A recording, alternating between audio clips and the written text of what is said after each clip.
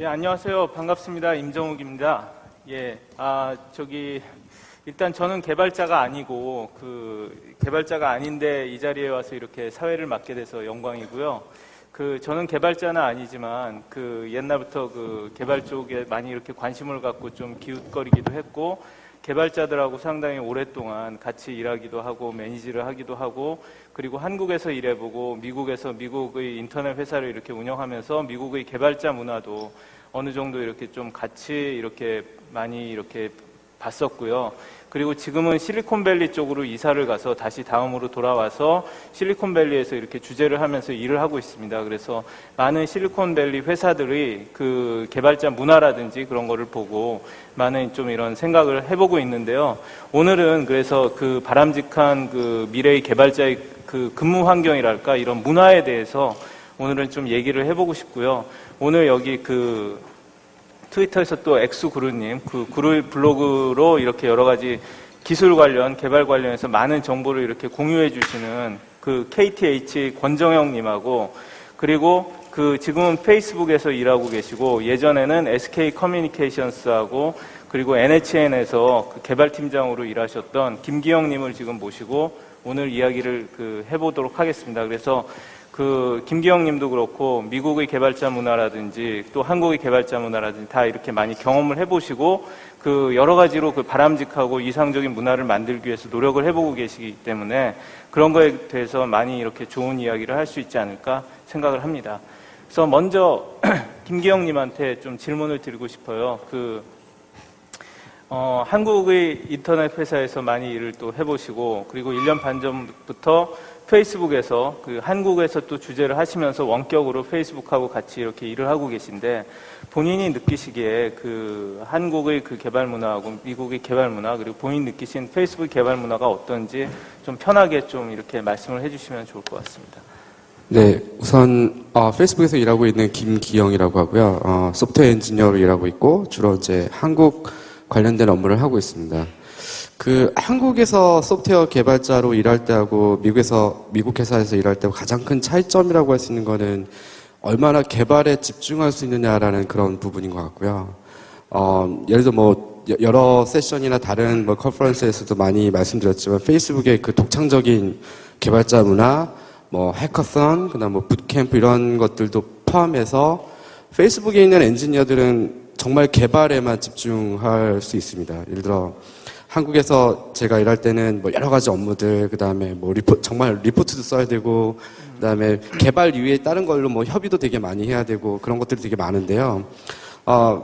페이스북 개발자들은 자기가 개발하고 싶은 것들, 어떤 피처 레벨이라고 한다면 언제든지 시도해 볼 수 있고, 주변에 있는 개발자들과 혹은 다른 PM들과 자유롭게 얘기하고, 새로운 프로젝트 시작해 볼 수 있고, 그리고 그런 것들이 한국과는 굉장히 많이 차이가 있는 것 같고요. 한국에서는, 다른 팀장님, 컨펌도 받아야 되고, 누구랑 협의도 해야 되고, 그런 것들이 굉장히 많은 것 같은데요. 가장 큰 점은 정말 순수하게 개발에 집중할 수 있고, 그리고 다른 그 외의 모든 것들은 사실은 별로 중요하지 않는, 그런 문화인 것 같습니다. 대표적으로 저희가 회사 안에서 얘기하고 있는 그런 여러 가지 말들 중에, code wins argument라는 그런 말을 하거든요. 그래서 예를 들어서 한국에서는 이런 기능 어떻게 개발하는 게 좋을지 되게 아규먼트가 많을 수 있잖아요. 근데 저희 같으면 일단 그럼 둘 다 만들고 빨리 만들어서 비교해보고 테스트해보고 어떤 게 피드백이 좋은지 내부에서 검증해보고 하는 그런 문화들이 굉장히 한국 문화하고 좀 많이 달랐던 것 같습니다. 일에 굉장히 이렇게 실용적으로 개발 자체에 이렇게 집중하는 그런 것 같은데 또 많은 분들이 또 이렇게 또 궁금하게 여기는 것 중에 하나가 그럴 것 같아요. 여기서 토종으로 한국에서 이렇게 한국에서 성장하시고 한국에서 이렇게 일을 하시다가 미국 페이스북이라는 회사에서 그것도 원격으로 지금 일을 하고 계신데 영어 언어 문제도 있을 테고 여러 가지 문화의 차이도 있을 테고 그렇게 해서 갑자기 들어갔을 때 적응하느라고 상당히 좀 힘이 들 수도 있는데 그런 부분 같은 경우는 어떻게 페이스북의 문화가 그렇게 외국에서 일하는 외국인을 자기 개발자 동료로 받아들여서 같이 이렇게 일을 할 수 있도록 하는지 그런 게 좀 궁금합니다. 네. 사실 저도 한국에서만 계속 살았고 가끔 몇 년 정도 외국에서 살았던 경험이 있는데요. 가장 어려웠던 거는 차라리 개발 얘기할 땐 되게 편합니다. 뭐 이게 어떻고 이게 더 좋은 것 같고 이게 더 나쁜 것 같다라는 얘기할 때는 굉장히 편한데 그 이외의 문화적인 얘기할 때가 오히려 굉장히 더 어려운 것 같고요. 가장 뭐 처음에 좀 저한테는 굉장히 충격이었던 게 저희는 이제 내부적으로 뭐 코드 리뷰한다든지 아니면 디스커션 한다든지 이런 툴들이 굉장히 잘 갖춰져 있는데요. 정말 많은 사람들이 많은 정보를 공유하고 있고 어떻게 돌아가는지 다 알고 있고 그리고 페이스북에서 가지고 있는 그 방대한 분량의 어떤 소스 코드라든지 그 각각의 코드랩에서 어떤 디스커션이 있었고 언제 커밋이 됐고 언제 이게 실제로 서비스가 푸시가 됐고 하는 그런 모든 것들이 다 공개가 있다는 사실이 되게 굉장히 좀 충격적이었습니다. 한국 같으면 뭐 리파지토리를 관리한다고 하더라도 사실은 그게 다 공개되진 않잖아요. 그리고 어떤 코드가 어떻게 커밋이 됐고 어떻게 수정되는지를 대부분 뭐 메일로 주고받을 수도 있고 뭐 그냥 얘기해서 바뀔 수도 있는데요. 저희 회사 같은 경우에는 모든 그런 것들이 다 기록에 남고 그다음에 다 공개가 돼 있기 때문에 제가 예를 들어서 원격에서 일하고 있다고 하더라도 시차가 있으니까 저는 뭐 시간이 좀 다르게 접속을 하게 되잖아요. 그래도 같이 커뮤니케이션 하는데 전혀 문제가 없게끔 그렇게 구성되어 있는 게 저한테는 굉장히 좀 충격이었던 것 같습니다.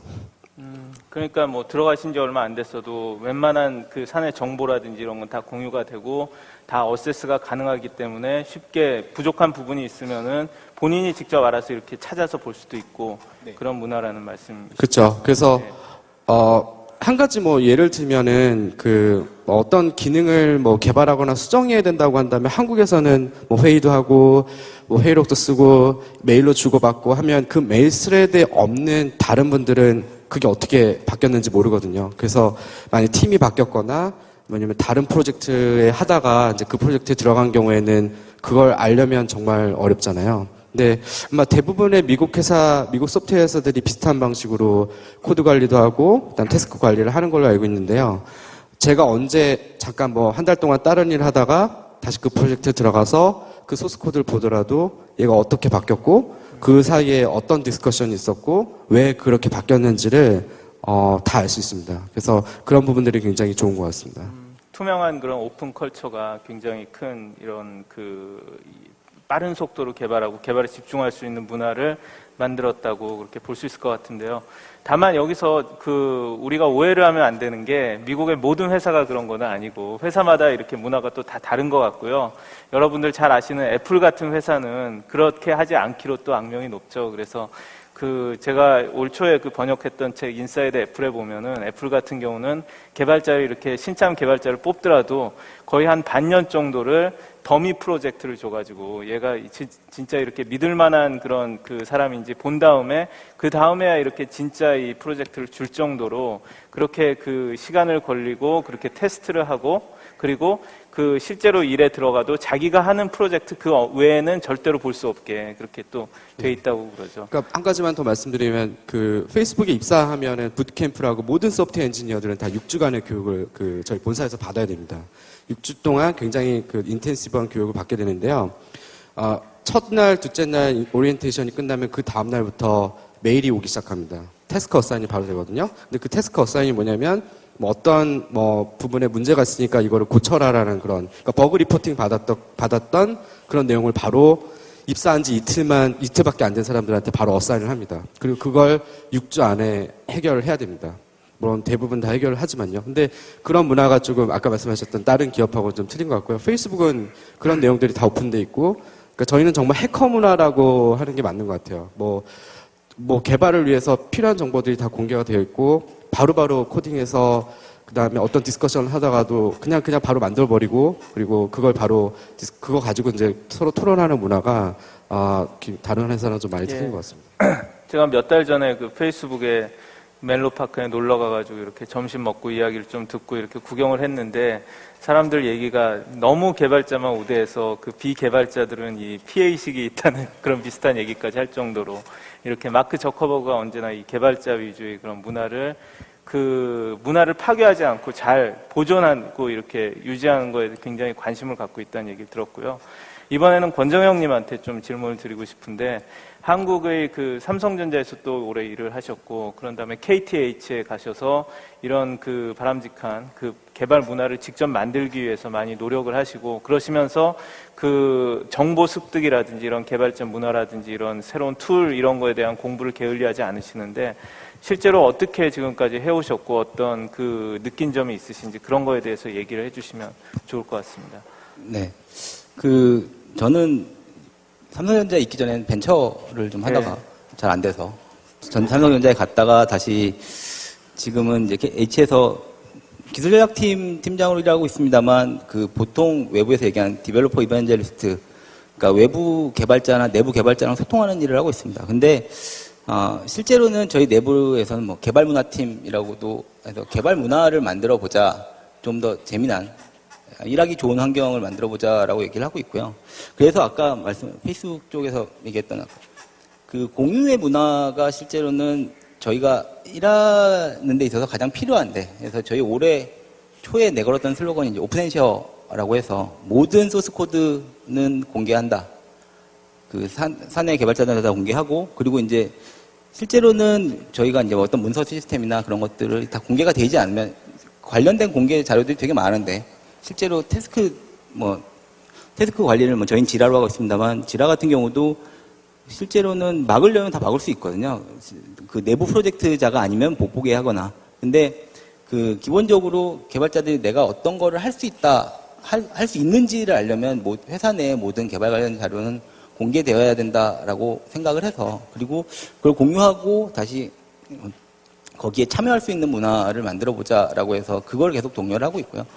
그래서 실제로는 어찌 보면 그 미국 쪽 회사들이랑 많이 닮아가고 있다라고 하는데 아직은 이렇게 결과가 나온 단계는 아닌 것 같고요. 저희 회사에 그 실제로 위키를 통해서 모든 문서를 공유하는 시스템을 도입하고 사람들이 거기에다가 모든 자료를 남기고 거기서 다시 어떤 내가 도움을 받을 수 있구나라고 생각해서 선순환 구조가 만들어지기까지 거의 1년 반 정도의 시간이 걸렸거든요.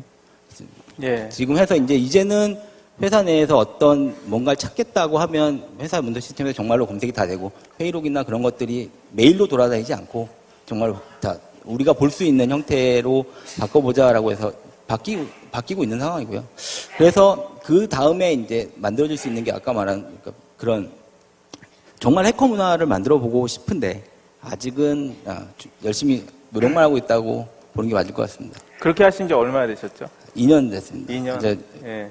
이번 달 말이 되면 이제 회사 옮긴 지 2년쯤 되거든요. 그래서 저희 이제 들어가서 제일 먼저 한 게 이제 저희 회사 개발자 블로그를 만들어서 내부의 그러니까 개발자들이 그러니까 뭔가 밖에다 내보이는 걸 되게 어려워하거든요. 근데 블로그가 내보인다라는 정도로는 아니겠지만 거기서 자신이 했던 것들을 정리하고 공유하고 그게 사내에선 공유 많이 합니다만 사내에 저희가 퀵 리뷰하는 형태로 새로운 기술이나 새로운 서비스에 대해서 빨리 리뷰하고 그걸 공유하는 제도가 있었는데 그 중에서 어느 정도 외부에 공개할 수 있겠다 싶은 것들을 개발자 블로그로 옮기기 시작해서 지금 이제 1년 반 정도 운영을 하고 있는데 자랑이라면 자랑일 수 있겠지만 이제 거의 블로그를 열고 나서 많은 회사들이 개발자 블로그를 다 열었죠. SK 플래닛도 열고 네이버도 열고. 그래서 이게 지금까지는 회사 내에서 인터넷 회사들이 어떤 자신들의 개발 내용들을 공개하는 데 있어서 되게 어려워했거든요.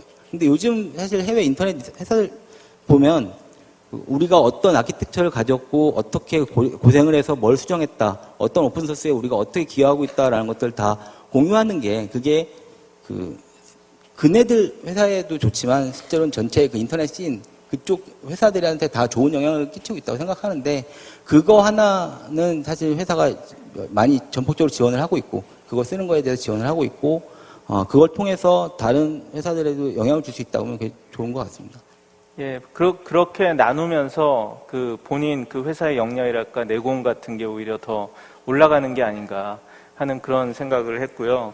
제가 예전에 KTH에서 바르셀로나 가셔서 MWC 그거 중계하듯이 이렇게 블로깅을 하시는 걸 보고 참 감탄을 한 적이 있는데 그렇게 하면서 여러 가지 국내 개발자 커뮤니티라든지 이런 데 많은 그런 도움을 주는 것 같고 그리고 문화란 게 저는 몇 년은 걸리는 것 같아요. 리더부터 해서 몇 년은 걸리고 최소한 그 3년 정도는 그렇게 해야 되지 않을까 그런 생각이 들고 제가 라이코스에 가가지고 옛날에 그 아무 생각 없이 그 뭐 영어도 잘 안 되는데 가끔씩 그 점심시간에 직원들 모아놓고 트렌드 미팅이라고 하면서 제가 봤던 이렇게 트위터나 블로그 하면서 봤던 이렇게 재미있는 것들 비디오라든지 이런 걸 보여주고 야, 새 아이패드가 나왔는데 이건 이렇다더라. 뭐 그 새 구글 TV가 나왔는데 이건 이렇다더라. 우리가 이런 것 좀 뭐 보고 알아야 되지 않겠는 이런 얘기를 계속 그렇게 했었거든요. 계속 그렇게 하고 그냥 피자 하면서 이렇게 이야기하고 그냥 편하게 그걸 했는데 3년이 지나고 제가 떠났는데 그 직원 나중에 이렇게 점심을 먹은 직원 하나가 하는 말이 그 정욱이 만든 그런 문화가 굉장히 좋았었는데 그러니까 그렇게 이 같이 이야기하고 편하게 그런 트렌드라든지 이런 거라든지 이런 리더가 알고 있다라는 그런 게 그 본인들한테는 참 편안하고 언제든지 그런 거 가서 얘기할 수 있고 나눌 수 있다라는 게 있었는데 그 뭐 새로 바뀐 분은 그렇게 안 하더라. 그래서 되게 그게 아쉽다라는 얘기를 했는데 그렇게 리더가 바뀌면서 그게 바뀌면 또 말짱 도루묵이고 그렇기 때문에 그렇게 오랫동안 그런 문화 자체를 이렇게 가져가 주는 게 되게 중요한 것 같습니다. 예.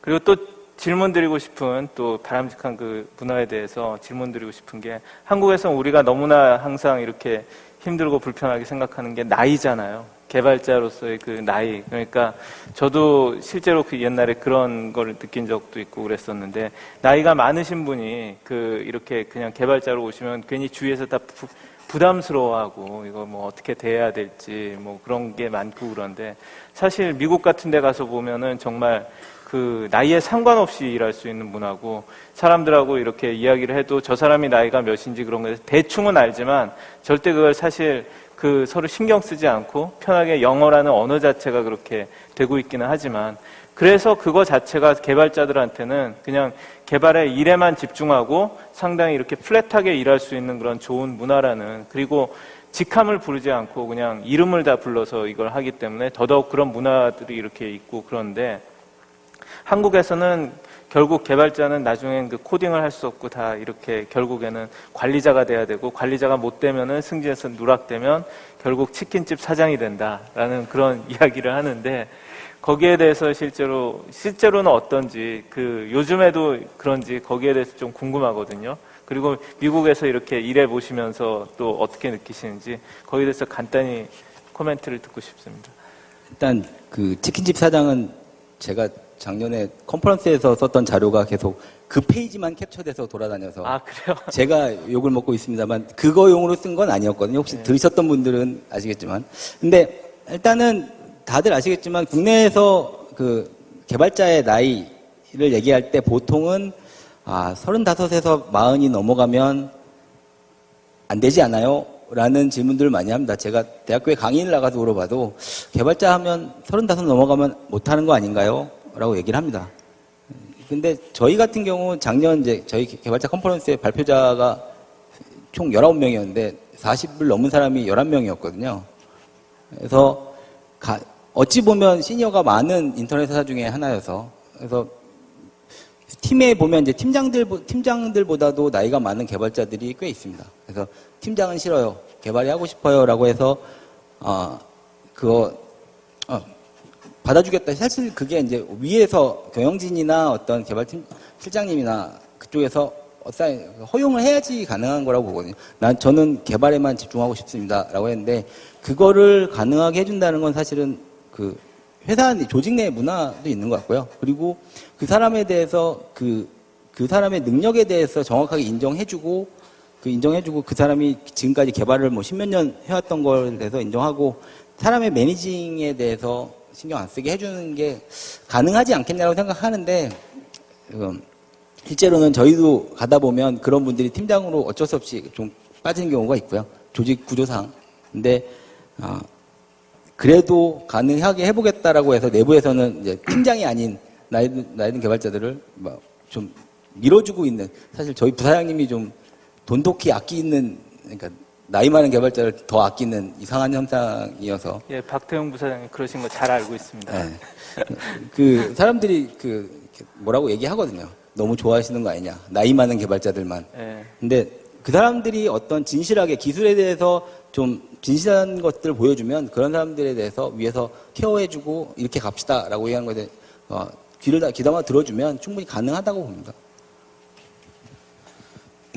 그 적절한 비유인지 모르겠는데 혹시 뭐 그 배틀넷 같은 게임을 하다 보면요 거기에 이제 사실 자기의 닉네임 같은 게 있고 그래서 막 하잖아요 게임을요. 그럼 누가 뭐 정말 잘하고 이러면 사실 누군지는 잘 모르는데 누군지 굉장히 잘하는 사람이 있고 유명해지잖아요. 그러니까 저희는 뭐 구체적인 얘기는 하기 어렵지만 하여튼 코딩을 하고 뭔가 개발을 하는 동안 그 과정에는 꼭 그런 느낌인 것 같아요. 그러니까 이 사람이 직함을 나중에 저희는 직함이라는 개념이 없으니까 그냥 다 엔지니어고요. 그다음 뭐 VP도 있고 디렉터도 있긴 하지만 대부분 다 엔지니어고 미국은 인디비주얼 컨트리뷰터라고 해서 좀 다르게 레벨링을 하잖아요. 근데 그런 거 전혀 없이 자기가 가지고 있는 어떤 그런 이름, 뭐 개발상에서의 이름, 누군지는 알지만 그 사람 나이도 중요하지 않고 그 사람이 어떤 경험을 가져왔는지 그다음 뭐 그 사람의 직함 이런 게 없으니까요. 누구나 평등하게 개발을 시작할 수 있고 거기서 정말 누가 잘하는지는 다 알잖아요. 코드를 보면 알잖아요. 그리고 결과가 나오잖아요. 그건 명확하니까요. 그래서 그거는 굉장히 좋고 신선한 것 같아요. 근데 한국 같으면 이제 어떤 디스커션을 한다든지 아니면 그런 리뷰를 한다고 할 때 꼭 수근수근 되면서 쟤는 몇 살이야 이렇게 따지는 사람들도 봤고요. 예, 근데 대충 뭐 저랑 이렇게 민증 까놓고 이렇게 드라이버 라이선스 봐서 누가 나이가 많네 해본 적도 있고요. 네, 그렇긴 한데 게다가 예. 또 저희는 저희 회사의 그 제일 높으신 분이 나이가 또 어리시잖아요. 예. 그래서 전반적으로 그런 문화가 되게 잘 갖춰지는 것 같습니다. 뭐 다른 소프트웨어 회사는 어떨지 잘 모르겠는데요. 저희는 굉장히 그런 게 편한 것 같아요. 그렇게 나이에 별로 구애받지 않고 누구든 자기의 능력을 보여주고 그게 정말 인정을 받는다면 또 자기가 회사에서 더 많은 기여를 할 수 있는 그런 부분인 것 같아요. 그래서 뭐 잘 아시다시피 다음도 옛날부터 수평적인 문화를 하기 위해서 다 님이라고 부르잖아요. 그래서 저도 외부에 있을 때는 그게 참 어떻게 다 님이라고 하나 불편하고 어색하지 않을까 했는데 막상 들어가서 이렇게 해보니까 너무 편하고 직함이라든지 그런 거 하지 않아서 정말 이렇게 좋고 여담이지만 저도 그 옛날에 대학생 때 처음 미국에 어학 연수를 가서 어떤 회사에 갔다가 직원들이 사장을 전부 다 리치라고 이름으로 부르는 걸 보고 문화적 충격을 딱 받은 적이 있었는데 그때 하늘 같은 사장님이라고 생각을 했는데 어떻게 저렇게 이름을 부를 수가 있을까. 근데 제가 보스턴을 살 때 그 근처에 있는 저희 집이랑 친한 어떤 한국 분이 저한테 그런 충고를 하신 적이 있어요. 저희 집은 저도 그렇고 다 아들들도 그렇고 그냥 한국 이름으로 쓰는데 영어 이름으로 전부 다 이렇게 바꾸고 미국에서는 영어 이름으로 바꾸고 아들이랑 그 이름으로 부르라고. 자기는 일부러 그렇게 아들들이랑 하는데 그렇게 하니까 아들들하고 이 관계가 급속히 가까워졌다는 거예요. 예, 그러니까 언어 자체에서 오는 그런 이 뉘앙스란 이런 게 굉장히 중요한 것 같습니다. 그리고 나이 개발자 덧붙여서 한 가지만 말씀드리면 제가 이렇게 느껴본 건 그런 것 같아요. 미국이란 나라 가서 보니까 소프트웨어 개발자가 가장 좋은 직업이에요. 가장 유망 직업이고 유망 직업으로 미래의 직업으로 하면 1위, 2위를 맨날 다투고 그 이야기는 디맨드가 많아요. 그렇기 때문에 사실 나이 모든 것을 떠나서 어떤 사람이 해고가 되고 이렇게 나가도 저희 라이코스에서 제가 가면서 그 개발자들이 한 20명 가까이 나갔었는데 거의 전부 다 한 달 만에 다 좋은 회사에 다 잡을 잡았어요. 예, 그럴 정도로 사실 그 잡에 대한 이런 모빌리티가 있고 그렇기 때문에 사실 그렇게 걱정을 하지 않아요. 그러니까 나이가 먹어도 그게 일부러 잡을 안 잡고 컨트랙터로서 이렇게 일을 하는 사람들도 많고 그렇기 때문에 그런 환경 자체도 이렇게 개발자들이 자신 있게 나이에 상관없이 자기가 하고 싶은 걸 할 수 있게 하는 그런 환경 자체가 되는 게 아닐까 그런 생각을 합니다. 그리고 여기 캠프로 그 질문을 달라고 제가 요청을 드렸더니 어떤 분이 제 아이폰 5가 부럽다고 해주신 분도 있고요. 그리고 한 분이 이렇게 질문하셨어요. 공개와 공유의 흐름을 인지하게 되면서도 그 중요한 걸 알면서도 국내 기업의 내부 결정에 있어서 결국 공개를 꺼리게 되는 결정적인 이유나 그걸 그렇게 공개를 해서 불이익을 받는 그런 게 있지 않는가 하는 환경적 요인이 있지 않는가 그건 어떻게 생각하시느냐 그런 게 있네요. 약간 개발자와 관계가 없는 어떤 기업 문화인 것 같기도 한데요. 그러니까 저희 회사 안에서는 대부분 다 공유가 됩니다. 정말 이걸 공유해도 될까라는 생각이 들 정도로 컨피덴셜한 부분도 공개가 되는데 저도 처음엔 되게 걱정했어요. 그게 문화적 충격이었고, 이걸 만약에 누가 다른 데다 얘기하면 되게 안 좋을 것 같은데, 굉장히 안 좋을 것 같은데 어떻게 하지라고 했는데, 오히려 더 많은 책임감이 생기는 것 같습니다. 저희 같은 경우. 그래서 자기에게 더 중요한 정보가 주어졌다는 사실을 알면, 사실, 나는 더 회사에서 중요한 일을 할 수 있을 것 같고, 그리고 더 어떻게 보면 더 가까워지는 거죠. 그러니까 나는 아웃사이더가 아니고 회사에 되게 중요한 일을 하고 있고, 그리고 그 정보는 내가 누구보다도 더 책임지고 비밀을 지켜야지라고 하는 그런 마인드도 많이 생기는 것 같고요. 그래서 오히려 처음에는 그런 역기능에 대해서 많이 걱정을 했거든요. 실제로 이제 그 페이스북 다니면서. 근데 사실은 알고 봤더니 나중에는 그게 더 참여를 유도하고, 그다음에 더 좋은 형태의 어떤 기능을 그러니까 하는 것들을 보면서 한국 회사에서도 뭐 굉장히 뭐 민감한 그런 부분은 내부적으로 공유하기 어렵겠지만 적어도 개발과 관련된 부분이라면 지금 KTH에서 하시듯이 내부적으로 왜 다 소스 코드를 공개하지 않나. 그리고 그걸 누구든지 참여할 수 있게 왜 하지 않나. 그리고 누구든 자기가 자신 있으면 거기 들어가서 새로운 뭐 리비전을 만들든 아니면 뭐 리뷰를 하든 그런 식으로 좀 참여할 수 있는 기회를 준다면 오히려 더 개발자들이 기회를 더 많이 얻지 않을까 하는 생각을 좀 하게 됐습니다. 저희가 블로그 처음에 만들고 나서 사실 부사장님이 저한테 하셨던 말씀이 공개했다고 따라할 수 있으면 그건 전략이 아니다라고 말씀하셨거든요. 그러니까 우리가 열어서 공개함으로써 사람들이 그걸 보고 바로 따라와서 우리를 뭐 더 앞서가거나 할 수 있다고 하면 그건 우리 회사가 가지는 어떤 강점이나 전략이 아닐 수 있다. 그렇게 공개된다고 해서 우리가 공개할 수 있는 것들이 실제로는 생각하는 것보다 이렇게 아주 크리티컬한 정보들은 공개하기도 어렵고, 그건 사실 어떤 문화에 녹아 있거나 어떤 조직의 어떤 그런 거 비전에 녹아 있는 거지, 단타성 정보나, 말씀하신 대로 기술 정보만으로 많은 사람들이 쫓아갈 수 있다라고 하는 건 사실은 좀 아니지 않을까 생각합니다. 그리고 그런 공유를 통해서 이제 사실 회사에서 덕거리는 건 공유한 사람들이 이제 그러니까 회사보다 더 유명해진 스타 플레이어들이 만들어지고 했을 때 보통은 다른 걱정을 하죠. 누가 데려가면 어쩌지? 라고 하는 걱정을 하죠. 저 사람이 정말 똑똑한가 보다. 그거에 대해서 정말 많이 하나 보다라고 하면 누군가 데려가지 않을까라고 하는 걱정을 해서 많은 회사들이 그런 공유를 꺼리는 것도 있고요. 근데 그거는 사실 그러니까 넷플릭스 같은 경우가 이렇게 뭐 업계 최고 대우를 해서 뭐 사람을 잡고 있다라고 얘기를 많이 하는데, 뭐 국내에서 사실 그렇게 되면 아까 소프트웨어 개발자가 정말 좋은 직업이고 되려면 좀 그런 스타 플레이어들이 많이 나와서 정말 많은 몸값을 가진 사람들이 좀 많이 나오면 더 좋아지지 않을까라고 저는 좀 약간 어린 생각 같지만 그거를 그렇게 생각하고 있습니다. 예. 말씀하신 거에서 사실 좀 덧붙이고 싶은 거는 제가 한국에 있는 많은 소프트웨어, 그러니까 사실 이 부분은 하드웨어를 만드는 회사의 소프트웨어 개발하고 좀 다를 것 같아요. 지금 저희는 인터넷 회사고 사실은 오늘 만든 소스 코드를 내일 바로 고쳐서 다시 배포할 수 있는 그런 회사이기 때문에 가능할 수도 있거든요. 그리고 정말 중요하거나 뭐 정말 소스 코드를 오픈해서 다른 쪽에 이게 넘어갔을 때 굉장히 큰 임팩트가 있는 그런 사업 분야는 해당이 안 될 것 같습니다. 근데 저희 같은 인터넷 회사에서는 이게 가능할 거라고 생각하고요. 또 하나는 아까 말씀하셨던 어떤 개발자의 어떤 그런 할 수 있는 역량, 그 다음에 뭐 어떤 그런 가치 이런 걸 얘기한다면 오히려 한국 회사에서 최근에 좀 보면은 많이 이렇게 또 분업화하고 그다음에 딱 프로젝트에서 자기 할 영역이 정해지고 그걸 하지 않으면 그 이외의 것들을 하면 좀 약간 어려운 상황이 되는 그런 것들을 많이 보게 되는 것 같은데요. 오히려 저희 같은 경우는 뭐 웹을 개발하다 모바일을 개발할 수도 있고 그렇게 충분한 기회가 주어지고 그다음 자기가 소스 코드를 보면서 문제점을 판단할 수도 있고요. 자기 프로젝트가 아님에도 불구하고요.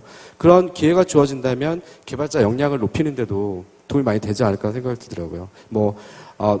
어떤 개발자는 자바 개발자이기 때문에 뭐 데이터베이스나 아니면 뭐 프론트엔드 쪽을 봐서는 안 된다. 뭐 이런 문화는 아니지만 사실 보기는 어렵거든요. 한국 회사에서는요. 하지만 저희 회사 같은 경우에는 그런 부분은 되게 오픈되어 있기 때문에 언제든지 기여할 수 있는 부분이 좋은 것 같습니다. 그리고 아까 질문해 주신 그것은 또 이런 염려도 저는 있다고 생각을 하는데, 정보를 이렇게 다 공개로 하고 그랬을 때 뭔가 일이 잘못됐을 때 그것 때문에 브레임을 받는다든지 이런 걸 두려워하고 책임 소재를 나중에 그걸 가지고 따지고 뭐 이럴 수 있어서 그렇다고 생각하는데, 그거는 리더가 그런 문화를 만들어줘야 될 것 같아요.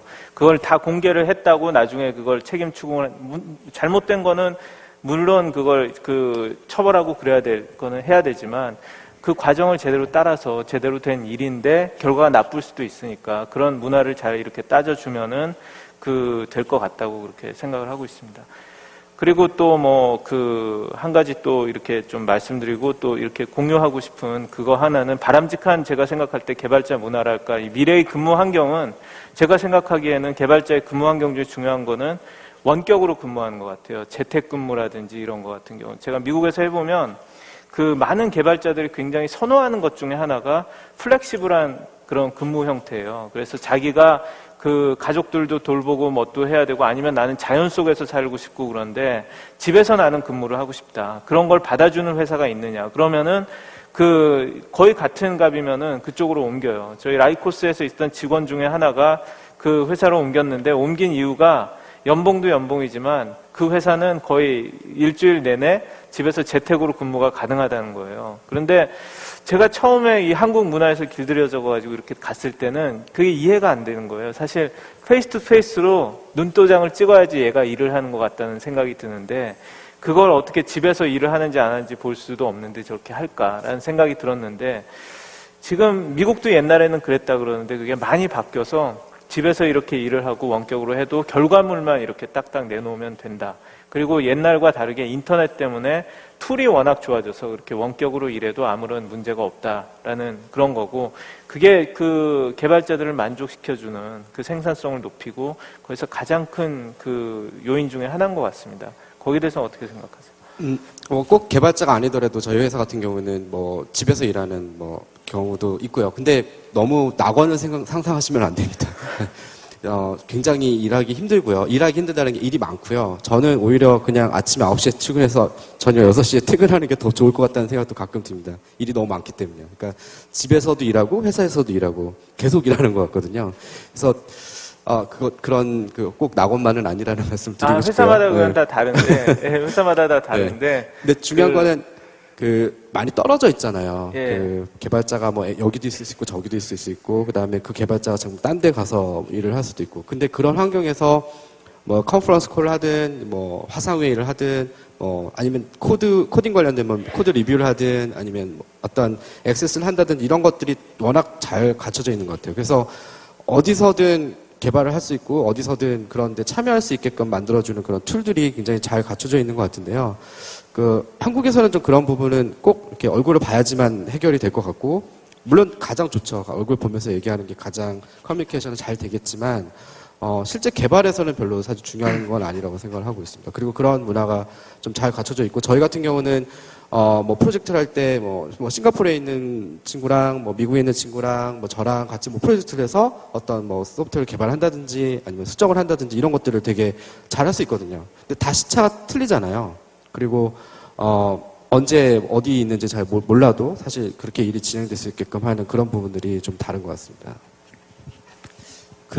저는 제가 삼성전자 있던 조직은 삼성전자가 이렇게 하드웨어 업체인 것 같고 소프트웨어는 약한 것 같고 있지만 사실 근무 환경에 있어서는 많은 노력을 하고 있어요. 제가 있던 조직이 플렉서블 타임을 그러니까 삼성전자 전체 내에서 가장 먼저 도입한 조직이었어서 실제로는 플렉서블 타임이 아주 잘 활용돼서 저희가 인도랑 일을 하게 되면 인도랑은 4시간 반 정도 차이 나니까 그 친구들은 늦게 오는 게 낫거든요. 그 시간에 일을 못 하니까. 그런 것들 처리하기도 괜찮았던 것 같습니다. 그래서 그때 그 조직에서 있던 근무 만족도가 되게 높았거든요. 일을 하는 데 있어서 자기가 업무 시간을 조절할 수 있다는 거. 그래서 사실 제가 회사 옮기고 나서는 저희 회사는 실제로는 근태 관리가 없어서 아무것도 팀장이 어느 정도 그거를 정결권을 가지고 있어서 마음대로 할 수 있다라고 해서 저희는 그거만 이제 똑같이 플렉서블 하고 싶으면 해라라고 그러니까 팀장이 선택을 할 수 있어요. 그렇게 하고 선택을 한다기보다는 위에서 타치를 안 하니까 팀장 하고 싶은 대로 하는 거죠. 그 정도까지는 약간 제너러시티를 주고 근데 그 상태에서 이제 하고 싶은 거는 아까 말한 대로 이렇게 원격 근무를 하게 하겠다라고 하면 시스템적인 받침이 좀 되는 게 있어서, 그러니까 저희가 뭐 어떤 소스코드 저장소에 원격에 접속해야 될 권한, 그런 것들에 대해서 사실 삼성 같은 경우는 이런저런 상황이 있어서 좀 어렵거든요. 예. 근데 인터넷 컴퍼니고 요즘 뭐 얘기 나는 뭐 분산 보정 관리 형태가 다 도입이 돼서 이제는 회사 내에서도 일하다가 안 되겠으면 카페에 노트북 들고 가서 개발하는 친구들이 있거든요. 가서 카페에 가서 그냥 할게요. 근데 그거에 대해서는 사실은 예전보다는 더 많이 편해지는 것 같습니다. 근데 그거는 위에 어떤 조직적인 지원 정도만, 그걸 함으로써 분명히 생산성은 더 높아지거든요. 근데 하고 나서 아까 말한 대로 역시나 투명하게 어떤 일을 했는가라는 정보가 다 보인다는 게 되게 큰 것 같습니다. 실제로 문서만 이렇게 만들어진 게 아니고 중간중간 결과들이 다 보이게 되는 거잖아요. 특히나 개발자라고 하면 예. 개발 소스들이 언제 커밋한 것들 다 보이고 있으니까, 그래서 그런 것들에 대해서는 좀 좋아지고 있지 않나 생각은 듭니다. 제가 오늘 아침에 이걸 준비하느라고 읽은 그 아티클 중에서 GitHub라는 회사에 대해서 읽었는데 참 정말 인상적이더라고요. 그 회사는 많은 분들 아실 텐데 3년 반 정도 됐나? 그 정도 됐는데 초기 2년 동안 사무실이 없었어요. 다 버추얼리 리모트로 이렇게 사무실 없이 집에서 재택으로 일하다가 지금은 60명 규모까지 됐는데, 지금 60명 2년 그동안 회사가 성장하면서 60명이 될 동안 단 한 명도 퇴사자가 없었다는 거예요. 근데 많은 직원들이 다 리모트로 일을 하고 있고, 근데 리모트로 일을 할 수 있게 하는 힘 자체가 GitHub 자체가 일종의 오픈된 그런 툴이고, 그 위에서 다 프로젝트가 가고, 그리고 잘 그렇게 리모트로 일을 하면서 계속 연결할 수 있도록 캠프파이어라는 그런 챗 프로그램을 이용하고 여러 가지 그걸 해서 계속 원격으로 일하는 사람도 계속 이렇게 연결되어 있고 계속 컨버세이션을 한다라는 그런 느낌을 주도록 그렇게 만들었고, 그러면서도 페이스 투 페이스가 중요하기 때문에 1년에 2번은 꼭 다 이렇게 샌프란시스코에서 모이는 컨퍼런스를 해서 그때 다 모여서 이렇게 얼굴을 이렇게 확인하는 그런 시간을 가졌다고 그래요. 그러면서 그 창업자가 얘기하는 게 다 모든 게 이렇게 다 공유가 되어 있기 때문에, 공유가 되어 있고 그렇기 때문에 어디 일주일 동안 휴가를 뭐 외국에 갔다 오거나 그래도 다시 돌아와서 그동안 무슨 일이 있었고 그걸 전부 다 이렇게 다 따라서 캐치업 할 수 있는 그런 이 인프라가 되어 있기 때문에 사람들이 그렇게 다 자유롭게 일을 할 수 있는 것이다. 그렇지만 거기 CEO가 하는 말이 또 인상적인 게, 그렇다고 모든 회사가 우리가 하는 걸 그대로 따라서 해서는 안 된다. 우리는 우리 나름대로 그런 문화가 이렇게 서 있는 거고, 모든 회사가 서로 그런 우리를 카피한다고 해서 잘 되는 것도 아니고, 우리가 애플을 카피한다고 해서 잘 되는 것도 아니다. 라는 그런 얘기가 상당히 인상적이더라고요. 그러니까 저희 엔지니어링 페이지에 보면 이제 저희가 배포하는 그런 것들이 나오거든요. 그러니까 인터넷 회사니까 서비스가 업데이트가 되면 계속 배포를 해야 되잖아요. 근데 저희는 일주일에 5번 배포를 합니다. 그래서 화요일 날 저희는 빅푸시라고 해서 가장 큰 정기적인 어떤 푸싱을 하고, 나머지 월, 수, 목, 금은 데일리 푸시를 하거든요. 근데 아시다시피 얼마 전에 저희가 발표한 10억 사용자가 사용하고 있는 서비스를 매일매일 배포하는 건 제가 보기엔 정말 불가능에 가깝다고 생각을 해요. 근데 재밌는 거는 엔지니어들이 다 흩어져 있거든요. 뭐 글로벌하게도 흩어져 있고, 뭐 어떤 사람은 집에서 일할 수도 있고, 어떤 사람은 트래블링 할 수도 있고요. 근데 그 배포에 자기가 뭐 커밋한 게 있으면 반드시 저희는 커뮤니케이션하는 채널이 있습니다. 그 채널에 반드시 들어와 있어야 됩니다. 그래서 만약에 그러니까 푸싱을 하다가 문제가 발생할 경우에 바로바로 커뮤니케이션을 해야 되잖아요.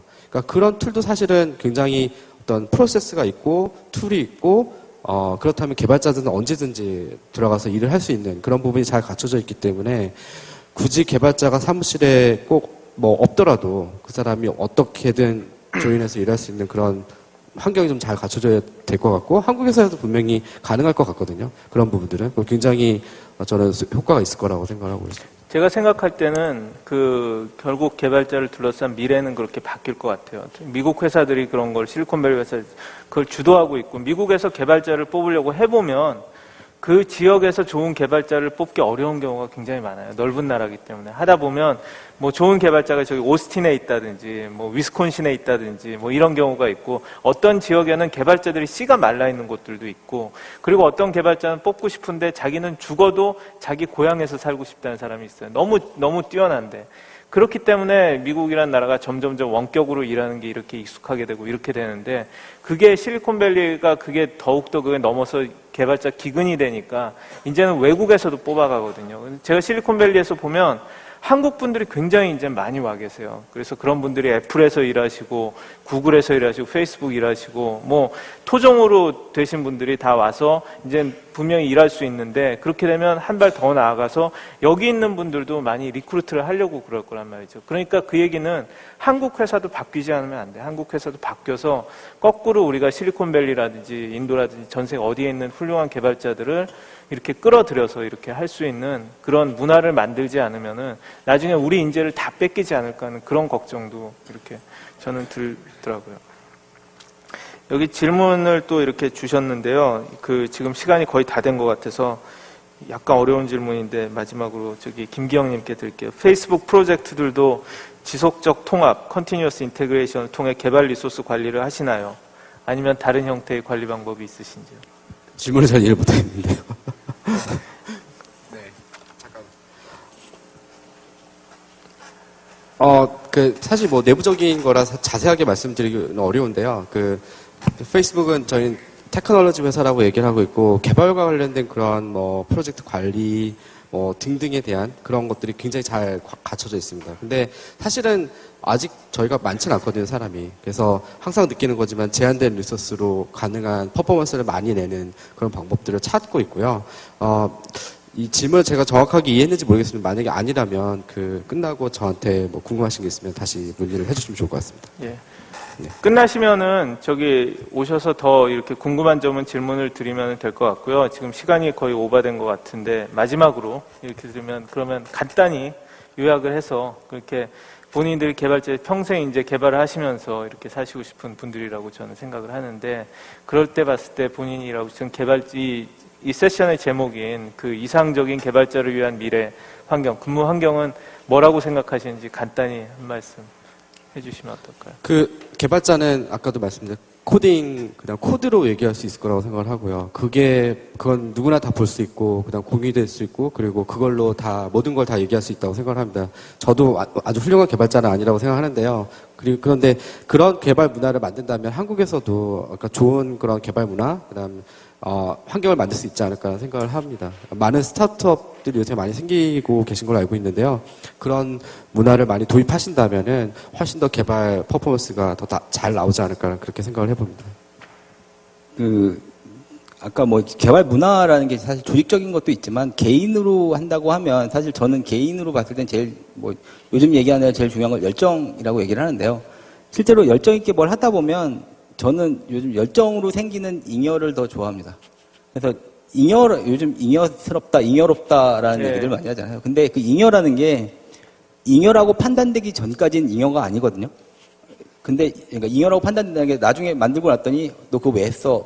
라고 하는데 그렇게 판단되더라도 그렇게 개발자들한테는 다 좋은 것들로 남아서 그래서 그 열정을 통해서 잉여로운 것들을 많이 만들고 그 잉여를 자꾸 만들어내는 게 사실은 개발자들한테 필요하다고 봅니다. 그걸 하기 위해서 개인의 열정을 회사에서 가능하면 밀어줘야 되고 개인도 내 열정으로 이거 내가 좀 잉여스럽는데 좀 새로운 것들을 만들어내고 어떤 것들 계속 만들어보는 것들을 좀 얘기하고 싶어요. 그래서 개인 프로젝트로 뭔가를 만들어 보거나 아니 오픈소스에 컨트리뷰터 하거나 그런 것들을 통해서 자신들을 키우는 게 실제로는 회사에서 어떤 개발 문화를 얘기하기 전에 내가 먼저 바뀌고 그거를 옆에 전달할 수 있으면 다 같이 그게 바로 회사의 개발 문화로 다시 전파되지 않을까라고 생각합니다. 예, 마지막으로 비슷한 얘기인데 저도 한 말씀 드리면은 많은 분들이 실리콘밸리 그런 페이스북이라든지 구글이라든지 멋진 사무실 그리고 여러 가지 다양한 편의시설 그리고 또 맛있는 점심 저녁 공짜로 주는 거 그런 거를 많이 이렇게 부러워하시는데 저희가 볼 때는 그런 거는 그렇게 사실은 부러운 게 아니고 진짜 이렇게 중요하고 부러운 것은 진짜 프로덕트, 자기가 만드는 프로덕트에 이렇게 포커스하고 집중하고 거기서 배운 것들을 자기 동료들하고 이렇게 계속해서 나누고 그러면서 이렇게 성장할 수 있는 그러면서 대우도 잘 받고 그러면은 사무실이 좋든 안 좋든 피자를 먹으면서 이렇게 매일 일을 하든 안 하든 그 자체가 본인한테 가장 큰 성취감을 주는 그런 진짜 좋은 근무 환경이 아닐까 하는 그런 생각을 좀 해봤습니다. 예, 오늘 긴 시간 지루한 이야기 이렇게 잘 들어주셔서 감사합니다. 고맙습니다. 네, 예, 큰 박수 보내주시기 바랍니다.